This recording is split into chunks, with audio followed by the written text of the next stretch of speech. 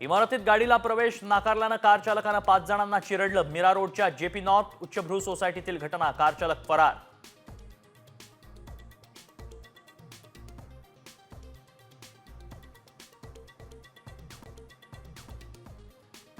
लाडकी बहीण योजनेतील झाडाझडती सुरू। मराठवाड्यातील 55,000 महिलांचे 1,500 रुपये बंद होण्याची शक्यता।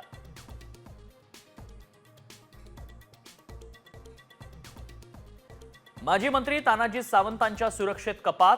सावंतांच्या दिमतीला केवळ एकच सुरक्षा रक्षक।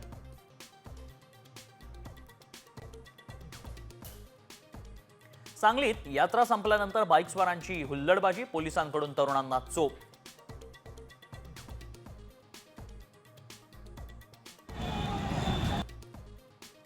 फडणवीसांनी शिंदेंना एक साबण द्यावा। कुंभमेळ्यातही 40 आमदारांचं पाप धुतलं जाणार नाही।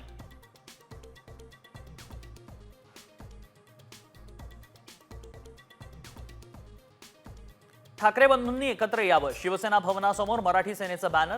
महाराष्ट्रातील राजकारणाचा चिखल झाल्याचा बॅनरवर आशय।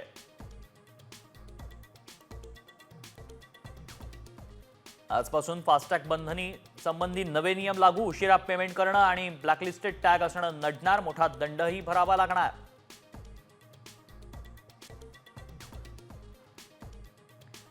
350 मांजरी एकाच फ्लॅटमध्ये ठेवणाऱ्या महिलेची पशुसंवर्धन विभागाच्या नोटिशीला केराची टोपली। 48 तास उलटून गेल्यानंतरही मांजरी फ्लॅटमध्येच।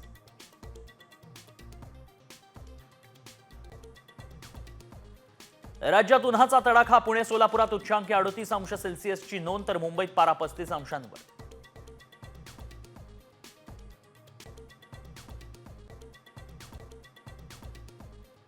ज्ञानेश कुमारांची मुख्य निवडणूक आयुक्तपदी निवड। राजीव कुमारांचा कार्यकाळ आज संपणार। नवे आयुक्त उद्या पदभार स्वीकारणार। काँग्रेसचा मात्र आक्षेप।